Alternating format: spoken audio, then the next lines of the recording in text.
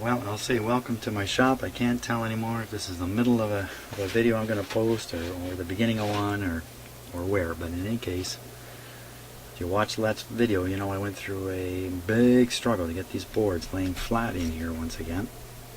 But I seem to have made it. So now I'm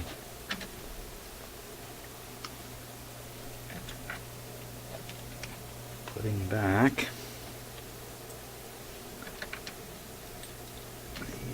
the 1/4 inch jacks here, which also have lock washers on the back, some of which I think have fallen into the unit, which I'm going to have to recover.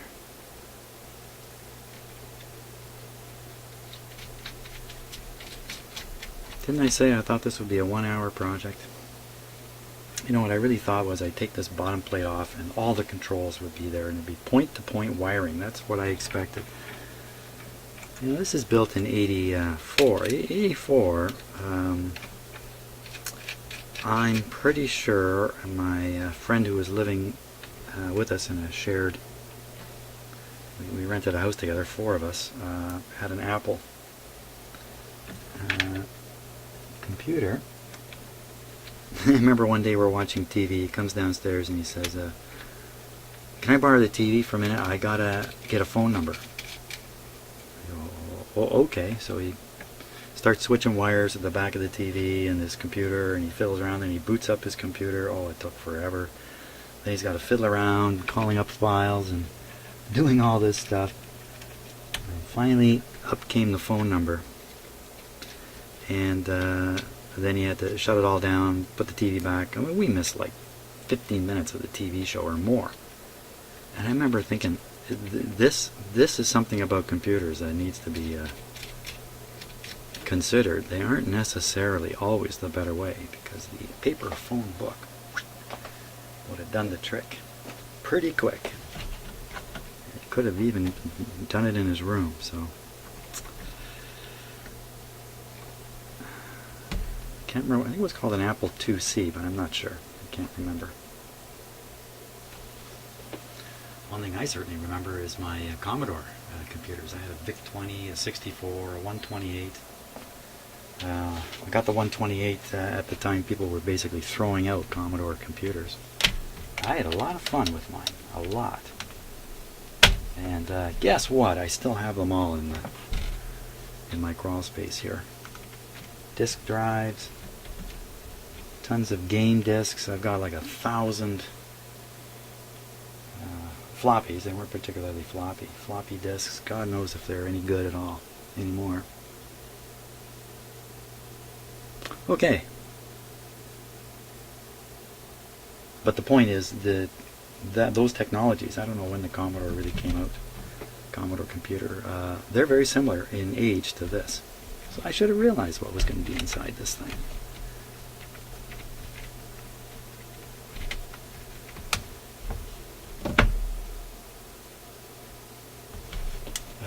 I could put back the power supply if I know where the screws are to it. Well, nearly all the screws are identical. Machine screws are identical in this. So there happens to be 4 right here. These are probably the right 4. And thank God you don't have a dozen different screw types in here.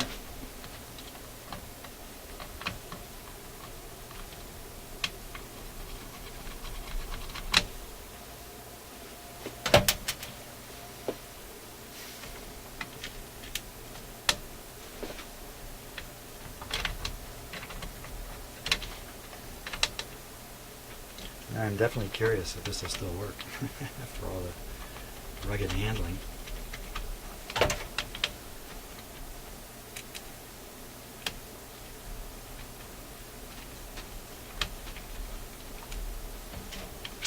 I was at the car manufacturing plant with the scouts that I was involved with. Cubs, probably Cubs. There's a lot of automobile manufacturing going on in the next city over, about 20-minute drive from here, called Oshawa. Actually, Oshawa is the home of General Motors, at least in Canada. And it's a city of about 110,000 people live there now. No longer quite as... It's an older city. Its heyday was back in the 60s. Anyway, I went to see the automobile manufacturing line, which was pretty interesting. And one of the things I was stunned to see is a couple things right at the end of the line. They took us right to the end of the line where the car comes off, a guy jumps in the car, they start it, they drive it down this short strip. It's about maybe 15, 20 car lengths long. They bring the car up to a fair speed, and then right at the end where they have to turn the car to the right, or they're going to run into basically a wall, they actually just jam the car into park. I couldn't believe this. And you hear, and you see the car rock to a stop. Every car they did that with it. I was stunned. I thought, oh my God, you should never do that to a car. Then they took it out of park and drove around the corner. And they went a little ways and disappeared into a area where they were loaded up on trucks or train cars, or out into their yard or whatever it was. But some of the cars pulled short and went into a repair bay, and 2 or 3 guys descended on it. And you could see there was maybe 4 repair bays, and 3 or 4 guys at each bay, and 1 or 2 cars kind of lined up to go through. And those are the lemons coming off the line, and there's something wrong. Somewhere along the line, somebody has said there's something wrong with the car. Maybe even the last guys who do that crazy jam it into park test. I couldn't believe what I was seeing. So, every assembly line, stuff comes out the end of it with problems. And you can't, if you've invested, like trying to build one of these, if you invested into it, you don't just go, that didn't work, throw it in the garbage. You've got to move it into a repair situation right away. And, well, not right away, but you know what I mean. For the automobiles, it's right away. They're so large, if you had a backlog of cars that needed to be fixed, adjusted, whatever it might be, it wouldn't be long before there'd be a pileup of vehicles. There wasn't a lot of room in this area. Floored me, anyway. And to this day, I've never jammed a car into park while it's still going 30, 40 kilometers an hour. One after another.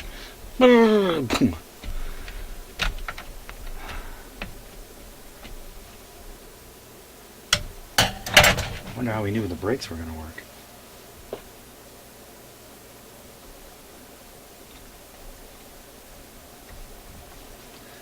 Let's look at the top of this now. All fingers crossed. Everything is sticking out where it's supposed to stick out.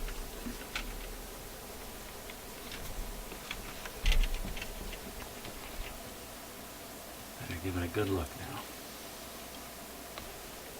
LEDs, controls, they have to be sticking out. If they're not sticking out, I've busted them. Everything appears to be where it is. Not bad. I've only got 2 lock washers left over.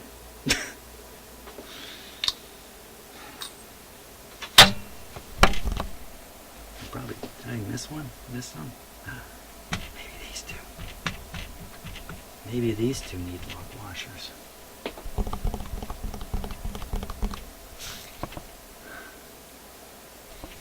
I'll give you an interesting view of that drum roll I just did,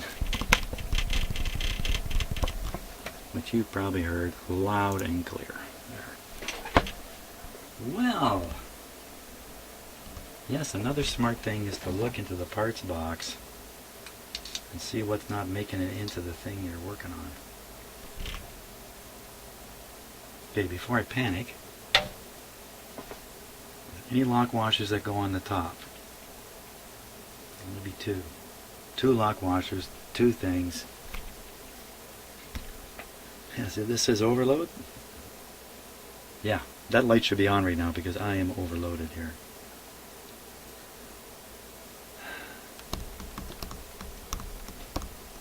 Should I skip the lock washers here. It's for the reverb.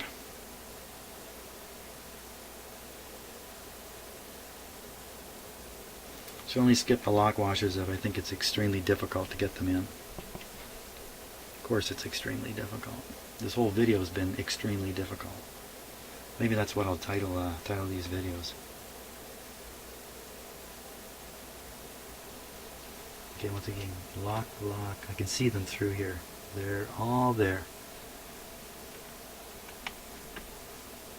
Yep, they're all there. Boy, for a minute I thought this one was missing. None of these had lock washers. They got to be here. Okay, let's take a look at that. There we go. Let's go. Come on.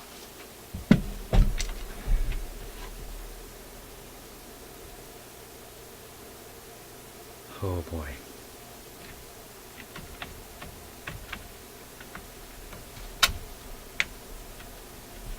You know what? Oh, hey! I'm laughing because the broken knob is now an advantage. I don't have to put the board up so high. This other one, not broken. I'm gonna cut it off. Okay, I gotta take this out, which I just put in with a couple.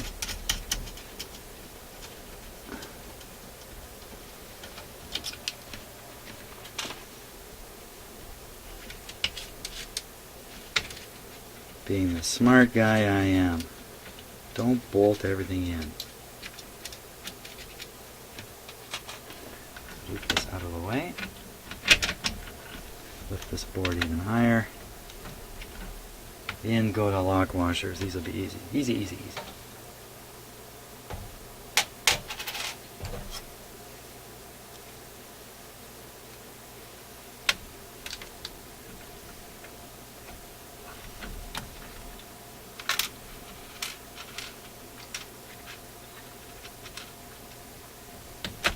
Okay, that's one. And now for the broken knob one.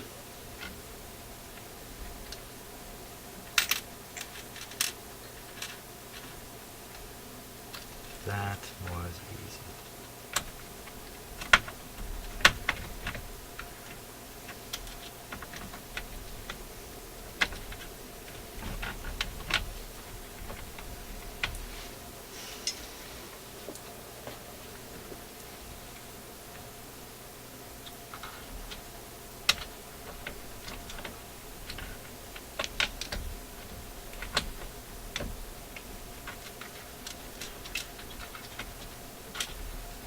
Lock washers cause interference. Something's holding it up. What's holding it up?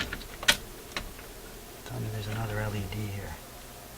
Oh my God, there is an LED. Oh!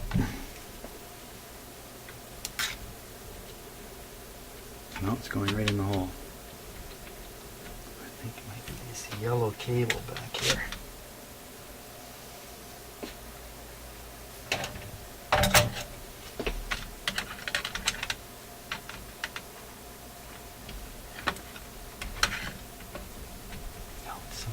Something solid.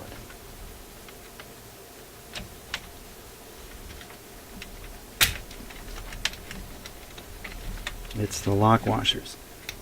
Is that down now? Am I mumbling? No more than usual. Okay, so the yellow cable. Oh, am I sticking my head right in the camera there?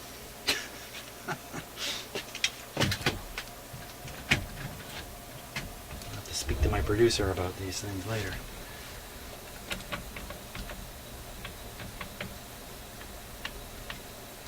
What's going on here?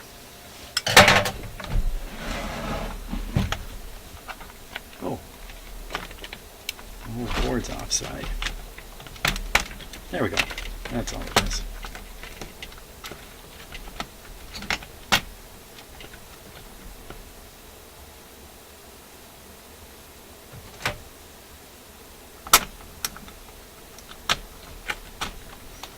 There it be. Oh, come on, light. Yep. The light's done it.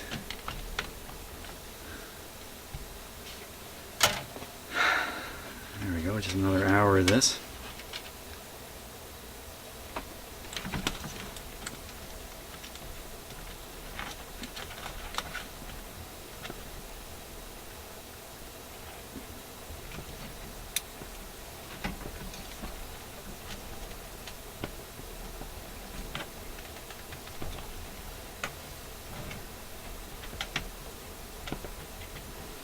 I think the excitement's over. I think the excitement's over. I think all I gotta do now is just put all those nuts back on. And a few screws in here and there, tighten everything down. Oh, up here. Sorry about that. And this guy's ready for a test after that. So I'm not going to video that because it's going to be very straightforward. Nothing will go wrong, I promise. Yeah, more excitement showed up right away. I've got 3 more lock washers. Oh no! For sure, there's no more in here. No more in there. 3. And I can see it. 1, 2, 3. Oh boy.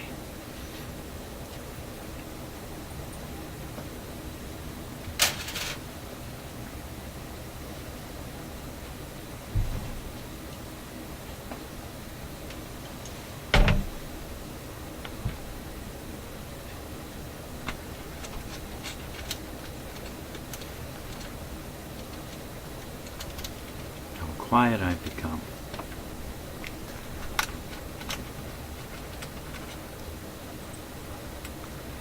Well, one comment I got about this board, doing these boards, from someone who I think does lots of this kind of work, was somebody asked me to work on one of these, I'd say no. Yeah, I might be there now. I might be with them on that.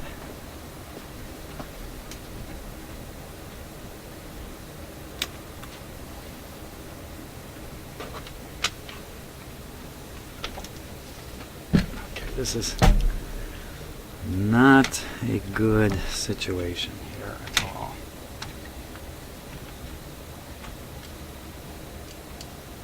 Tell them why, Jim. Because I don't think I can lift this board very high.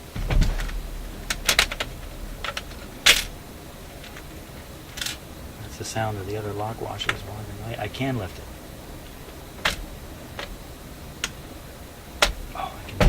Do it.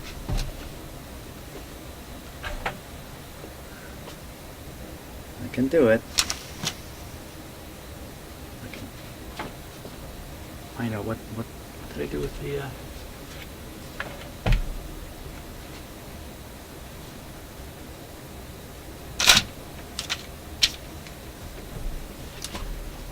where did the lock washers go?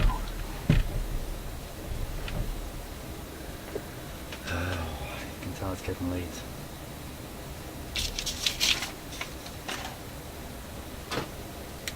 Okay, done something stupid here. Let me find them. Okay, I found them. Underneath the board. Now, there are lock washer marks under there.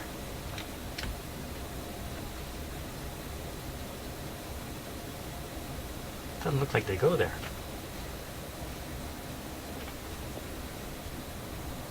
Oh.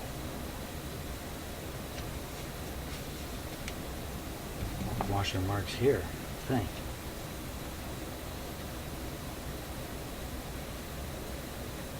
It's very odd here.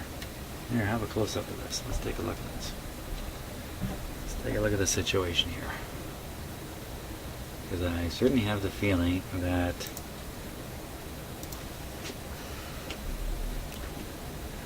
yeah, those definitely look like lock washer marks.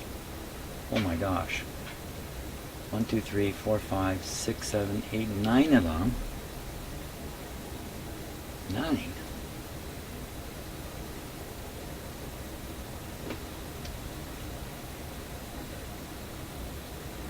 Nine of them. 9 of them. Let's try that one more time. 9 of them. 9 lock washers. Oh, guess what? I found another one. You know, sometimes you, whatever you got in your mind is what you find. You know what I mean? Okay, so that's 1, 2, 3, 4, 5, 6, 7, 8.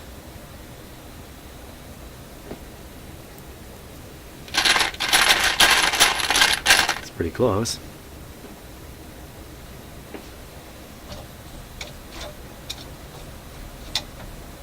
number 9 will show up. Is there one missing? Maybe from the start? Let's look. See, you're just staring at this while I'm blabbing on. Yeah, they all have lock washer marks.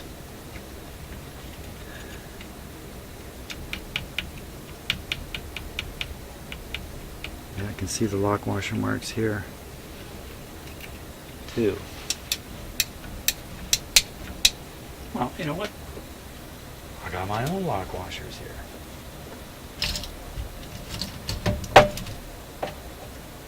One lock washer is as good as another. Okay, let me dig around and see what I can find. Okay, we're just minutes to Saul here. I've got this plugged into my shop stereo. Volume's up. I hear just a warm hum.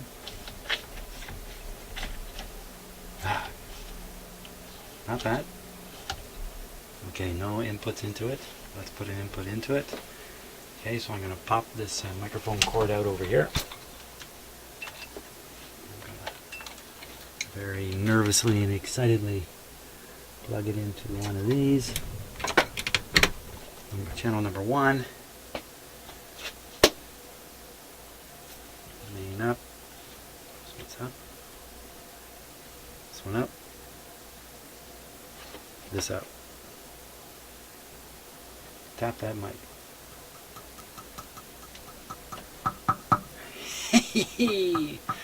You're hearing it come out of the speaker of my stereo.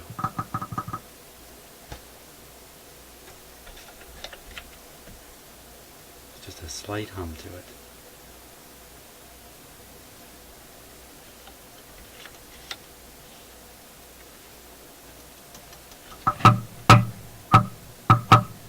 Not bad.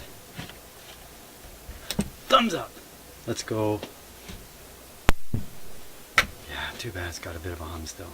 But could be the way I got this thing hooked up. Anyway, that's great. Off the seesaw. Hey, thanks so much for watching all this stuff. I'll probably put the last screws on here, and we'll take one more check of the hummy part of it in that. I don't have the bottom plate on. Maybe that's what the hum is coming from. See ya!